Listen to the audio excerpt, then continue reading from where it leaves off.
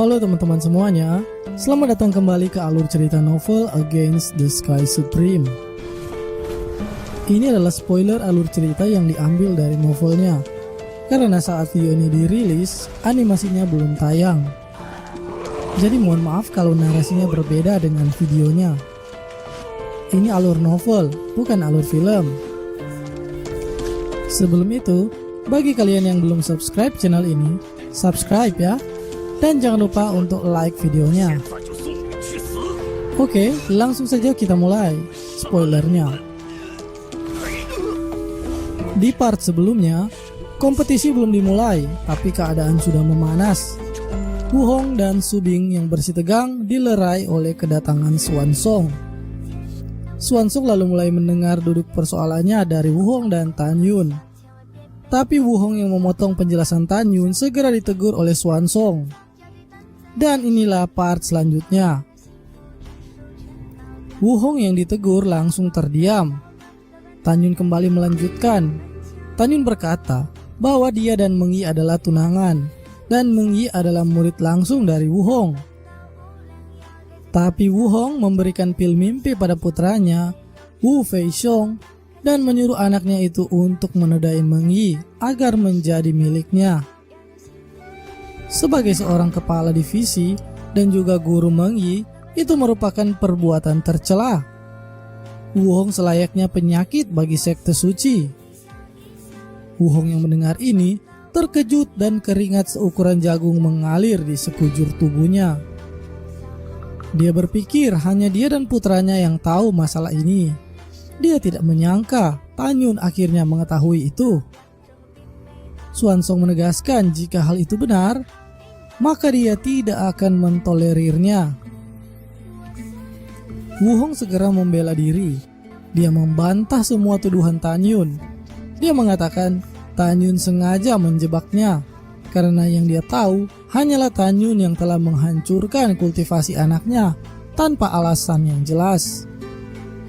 Tan Yun yang tidak terima difitnah segera memadatkan ingatan spiritualnya dan menunjukkannya. Terlihat dalam gambaran memori itu, Feixiong yang sedang dipaksa mengaku oleh Tan Yun akhirnya mengatakan bahwa dia sebenarnya sudah tahu Tan Yun datang ke divisi jiwa binatang, dan Feixiong segera bertemu Wuhong ayahnya untuk meminta saran. Dan Wuhong segera memberikannya pil mimpi agar dia bisa menajiskan Meng Yi dan menjadi miliknya. Terlihat juga Feixiong yang memohon ampun pada Tan Yun dan mengancam jika Tan Yun membunuhnya, maka ayahnya tidak akan melepaskan Tan Yun. Seketika 8 kepala divisi lain yang memang sejak awal ingin agar sesama dari mereka mati, langsung membuka mulut mereka dan mengutuki perbuatan Wuhong itu. Kepala divisi 5 jiwa Wu Qingquan berteriak marah atas perbuatan Wuhong itu. Diikuti yang lainnya, mereka menghardik perbuatan bejat ayah dan anak itu. Swansong lalu menyuruh mereka semua diam. Gambaran memori dari Tan Yun sangat jelas menggambarkan pengakuan anaknya. Wuhong memutar otak untuk menyelamatkan nyawanya saat ini, sehingga jika ada pepatah yang mengatakan harimau tidak memakan anak-anaknya, maka sepertinya Wuhong akan membunuh anaknya untuk menyelamatkan nyawanya saat ini. Dengan tekad yang bulat, Wuhong berlutut pada Swansong dan tetap mengaku tidak bersalah. Dia membantahnya dengan beralasan itu pasti karena pikiran putranya telah dikendalikan oleh Tan Yun untuk merekam ingatan ini sebagai bukti untuk mencelakakan dirinya. Wuhong berteriak memohon Master Sekte untuk menegakkan keadilan dan segera membunuh Tan Yun. Bahkan Wuhong meminta Swansong untuk melihat memori ingatannya, hanya untuk membuktikan bahwa dia tidak pernah merencanakan perbuatan itu dengan anaknya. Wuhong terus berakting tak bersalah dengan menangis sedih. Tan Yun membantah itu dan mengatakan kalau dia pasti sudah menghapus ingatan itu dari pikirannya. Tan Yun berkata lagi, teruslah mainkan trikmu. Aku akan menemanimu sampai akhir. Sekarang buka matamu dan lihat siapa ini. Dengan lambaian tangan, Tanyun mengeluarkan peti mati di depannya. Di dalamnya ada mayat yang terpenggal kepalanya. Setelah itu, mayat itu diterbangkan ke depan Wu Hong. Xuanzong bertanya pada Tanyun, siapa orang itu? Tanyun menjelaskan bahwa orang itu adalah orang yang dikirim kepala divisi jiwa binatang Wu Hong untuk membantai keluarganya. Pada saat yang sama Tanyun juga sedang pulang ke kampungnya. Dan orang ini adalah praktisi di alam pemurnian jiwa tingkat 9. Beruntung ada pria kuat yang menjaga keluarganya. Jika tidak, semua keluarga Tanyun akan dibantainya. Dan orang ini adalah orang kepercayaan Wu Hong. Dia akan dari divisi jiwa binatang, Jiang San. Tentu saja setelah lampu kehidupan Jiang San di aula padam, maka Wu Hong akan segera menghapus ingatannya saat memerintahkan Jiang San. Pada saat ini, Xuanzong langsung tahu bahwa pria kuat yang menjaga keluarga Tanyun pastilah orang kepercayaannya, yaitu Dan Tai Song Kun. Wu Hong segera membantah lagi, walaupun Jiang San orang kepercayaannya, tapi dia tidak pernah memerintahkannya untuk melakukan pembantaian. Wu Hong menjelaskan bahwa dia Kenjang selalu menyayangi putranya Fei Xiong. Dia pasti merasa dendam setelah melihat Tanyun memperlakukan Fei Xiong seperti itu. Kemudian dia tahu Tanyun akan pulang ke kampungnya, sehingga dia bertindak secara pribadi untuk menghancurkan keluarga Tanyun. Wu Hong menyatakan bahwa dia Kenjang bersalah, tapi itu tidak ada hubungannya dengan dirinya. Lagi-lagi Wu Hong meminta Master Sekte untuk memeriksa ingatannya. Wu Hong terus berteriak meminta keadilan. Walaupun semua orang sudah bisa menebak kasusnya, tapi Wu Hong menolak untuk mengakuinya. Xuanzong menatap Wu Hong dengan tajam. Wu Hong berkeringat dingin, tapi dia masih terus berkelit. Dia meminta Xuanzong untuk memeriksa ingatan putranya setelah selesai kompetisi ini. Tanyun tersenyum memancarkan kemenangan. Dia berkata bahwa sebulan yang lalu dia telah menghancurkan kolam spiritual Fei Xiong. Jadi Wu Hong dapat menghapus ingatannya sendiri, tapi tidak dengan ingatan Fei Xiong. Karena jika dia melakukannya pada kondisi Fei Xiong saat ini, itu pasti akan menyebabkan kematian Fei Xiong.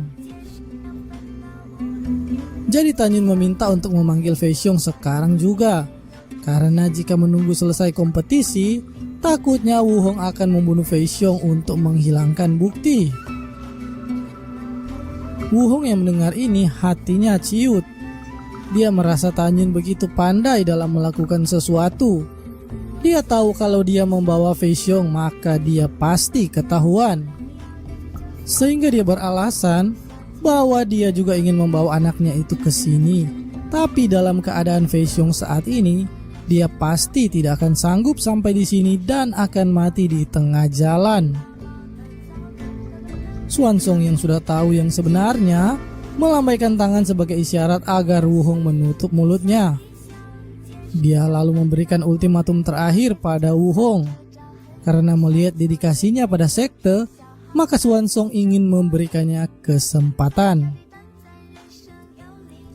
Jika Wu Hong mengaku terus terang, maka Xuanzong akan memberinya jalan keluar. Tapi jika nanti saat Fei Xiong dibawa dan terbukti perkataan Tanyun yang benar, maka Wu Hong pasti akan mati dengan menyedihkan. Jadi Xuanzong menyuruh Wu Hong untuk berpikir dengan jernih dan memilih dengan baik. Jelas bahwa Xuanzong lebih mempercayai Tanyun dan berniat ingin membawa sendiri Wu Fei Xiong ke sini. Wu Hong kehabisan akal dan berpikir akan segera mati, sehingga dia bersumpah dalam hatinya jika ada kehidupan setelah kematian, dia akan menghancurkan Tanyun. Ketika Wu Hong akan berbicara, tiba-tiba teriakan dari langit terdengar. Ketua Wu Hong, Fei Xiong telah bunuh diri. terlihat seorang murid divisi jiwa binatang di atas perahu datang berlutut dan meminta maaf karena tidak bisa merawat Fei Xiong dengan baik. Dia tidak menyangka Fei Xiong akan membenturkan diri ke dinding dan bunuh diri. Mendengar ini, hati Tan Yun tenggelam. Dia tidak menyangka Fei Xiong akan mati secepat ini. Sekarang satu-satunya saksi telah mati. Keadaan sekarang telah berbalik. Pada saat ini, hati Wu Hong gembira, sedih, dan benci. Dia gembira karena tidak ada bukti lagi. Dia sedih karena anaknya telah mati. Dan dia benci karena pelakunya Tan Yun masih hidup sampai hari ini. Wu Hong meraung karena orang berambut putih harus mengantar orang berambut hitam pergi. Dia memanfaatkan situasi ini untuk meneriaki Tan Yun. Karena bukti untuk dia menyeret Tan Yun telah hilang bersama dengan kematian anaknya. Setidaknya itu yang ingin disampaikan Wu Hong agar orang-orang membelanya.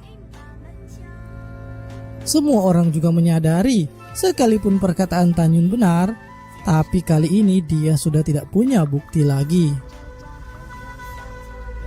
Xuanzong segera berkata bahwa masalah ini ditangguhkan untuk sementara dan akan ditangani nanti. Tan Yun setuju, tapi karena ini masalahnya maka dia meminta agar Mu Mengyi dipindahkan ke divisi pil. Xuanzong menatap Wu Hong dan bertanya, apakah dia keberatan? Wu Hong menjawab bahwa dia tidak masalah karena dia juga tidak ingin lagi mengajari murid yang bekerja sama dengan Tan Yun untuk membunuh bawahannya. Jadi dia juga mengumumkan bahwa mulai saat ini Mu Mengyi telah dikeluarkan dari divisi jiwa binatang. Xuanzong menatap Mengyi untuk mendengar tanggapannya. Mengyi segera berlutut dan berkata, adalah hal yang memalukan dalam hidupnya telah menganggap Wu Hong sebagai gurunya. Wu Hong yang mendengar itu naik darah. Dia menyumpahi Mengyi agar mati saja. Xuanzong kemudian melihat Subing dan bertanya apakah akan menerima Mengyi ke divisi pilnya. Dan Subing menjawab bersedia. Setelah itu, akhirnya Xuanzong mengumumkan bahwa mulai saat ini Mu Mengyi adalah murid divisi pil. Setelah itu Mengyi memberi sujud hormat pada Xuanzong dan memberi hormat kepada kepala divisi pil Sen Subing.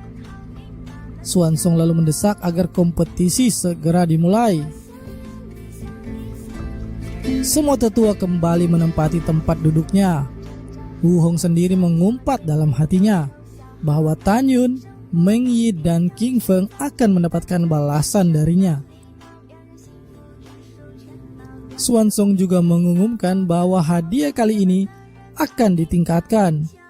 Karena terjadi permusuhan dengan sekte abadi dan istana jiwa, akan sangat dimungkinkan terjadi perang saat ujian di tanah abadi.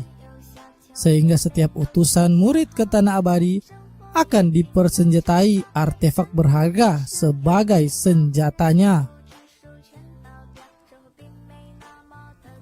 Oke guys, segitu dulu ceritanya hari ini. Kita lanjutkan di part selanjutnya ya.